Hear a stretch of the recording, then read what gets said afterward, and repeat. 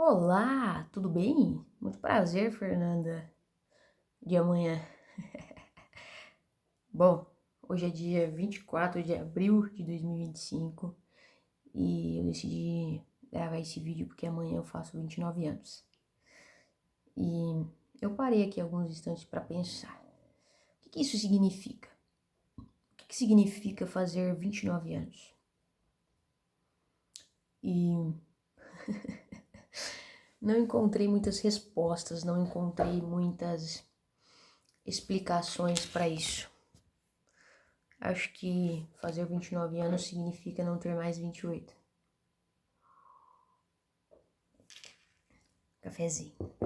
Mas será que realmente significa só isso? Só não ter mais 28 anos? E aí eu fiquei pensando, né? Poxa vida, o que eu conquistei até aqui? O que eu fiz até aqui? Muitas coisas. Muitas coisas. E ao mesmo tempo poucas coisas. Depende do ponto de vista. Mas talvez esse ano seja o ano de muitas últimas coisas, como por exemplo o meu último ano solteira, se assim Deus quiser. E se for isso, o último ano na casa dos meus pais. Talvez esse tenha sido um dos últimos anos em que eu trabalhei para os outros. Pode ser o último momento, última vez que eu vou estar na casa dos 20 anos, né? São possibilidades de últimas coisas, mas também é o início de muitas coisas. E eu acho que é isso que me motiva a estar aqui. Há pouco tempo o Senhor tem me permitido viver um sonho, que era estar em casa, produzindo ideias e coisas que o Senhor tem colocado no meu coração. O Senhor coloca muitos insights na minha cabeça e eu acredito que isso não seja à toa. Isso é para abençoar, isso é para edificar vidas, edificar pessoas. E mais do que nunca, né, o meu sonho de vida é trabalhar para o Senhor em todos os sentidos. E o Senhor tem me permitido viver isso. E o mais legal que eu parei para pensar recentemente é que tudo isso só faz sentido porque hoje existem pessoas que estão ao meu lado e pessoas que acreditam nisso. Então, viver sonhos só faz sentido quando você tem pessoas para sonhar junto com você, que acreditam em você e que também quer ver o seu bem. Isso é muito interessante porque por muito tempo eu já andei sozinha, porque não queria pessoas por perto, não queria estar com as pessoas. Estava sempre com as pessoas, mas de uma forma superficial, sabe? O que é uma forma superficial? Sempre de maquiagem. E de uma forma muito natural, não por maldade, não por vaidade, mas mas por conforto. Porque quando você às vezes deixa as cicatrizes aparecendo ou feridas aparecendo, as pessoas vão te perguntar: o que aconteceu? O que causou isso em você? E você vai ter que contar histórias do seu passado, das suas dores. Então, por muito tempo, sem perceber, assim como muitas pessoas hoje, eu percebo que as pessoas hoje vivem assim, andava sempre com mangas longas perto das pessoas, para que elas não observassem o interior, para que elas não conhecessem a alma, elas conhecessem apenas aquilo que hoje muitas vezes a gente mostra nas redes sociais, né? Dificilmente a gente mostra aquilo que não está tão legal, aquilo que não está tão bem. E hoje existem pessoas em que eu faço questão de mostrar as feridas, de mostrar aquilo que não está legal. Faço questão de contar a história, né, de como que conquistei aquele machucado. Porque eu aprendi que existem curas que não estão em nós, mas que outros carregam. Que pessoas já descobriram o remédio, já conquistaram o remédio delas e elas podem repartir. Porque toda ferida carrega um remédio de cura, se nós estivermos dispostos a isso. Então é muito interessante chegar aqui como alguém que hoje ama pessoas, como alguém que quer viver para levar para as pessoas aquilo que um dia o Senhor fez chegar até mim, de muitas formas. O Senhor sempre usou pessoas para me abençoar, mas o Senhor sempre também foi muito direto comigo e íntimo. Ele sempre me deu coisas. Só que o desenvolver dessas coisas sempre teve que acontecer com pessoas. Então Deus pode fazer sem ninguém? Deus pode. Ele faz. Mas existem desenvolveres, existem crescimentos que só se dão em unidade. E isso tem sido um desafio, mas tem sido uma das maiores alegrias. Ver, perceber, sentir que o Senhor, Ele verdadeiramente nos fez para sermos família. E eu acho que essa é a maior conquista dos meus 29 anos. Ser família.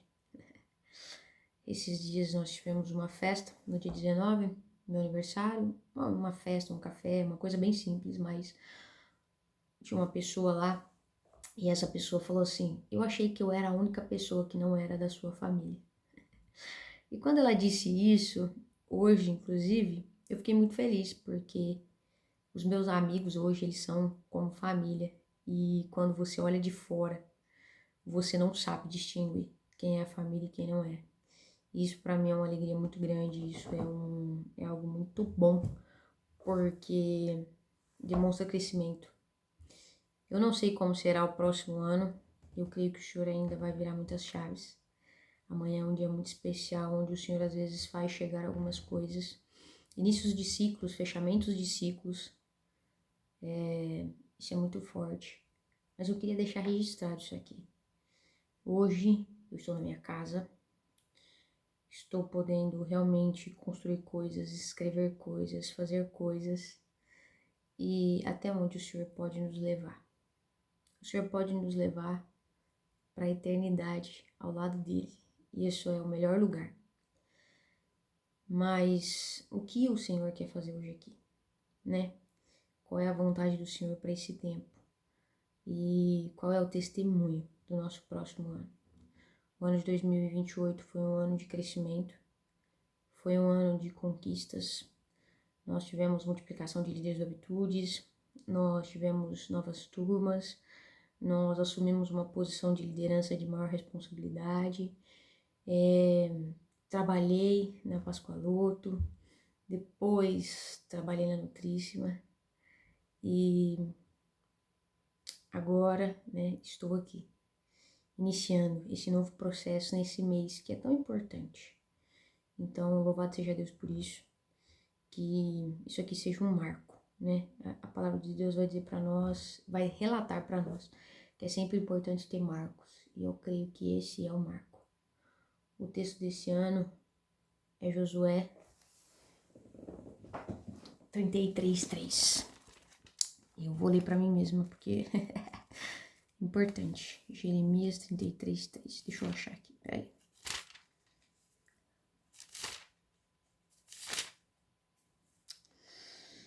Vamos lá. Antes, no 2, ele diz assim: Senhor é o seu nome. Chame por mim, e eu responderei.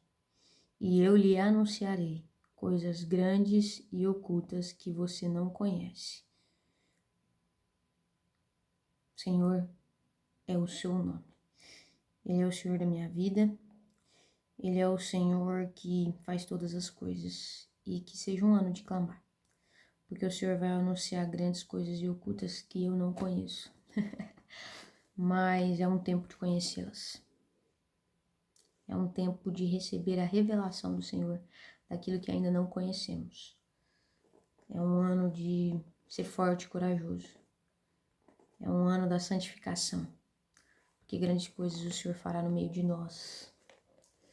É um tempo de entender o que o Senhor quer de nós.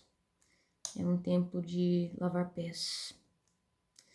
E que assim seja. Que esse seja o marco de um início de uma nova etapa. O encerramento de outra. Nunca mais terei 28 anos. 27, 26, 25. Sempre existem encerramentos de ciclos, mas todo ciclo finalizado inicia um novo, porque nós ainda estamos aqui e ainda não cumprimos totalmente o nosso propósito.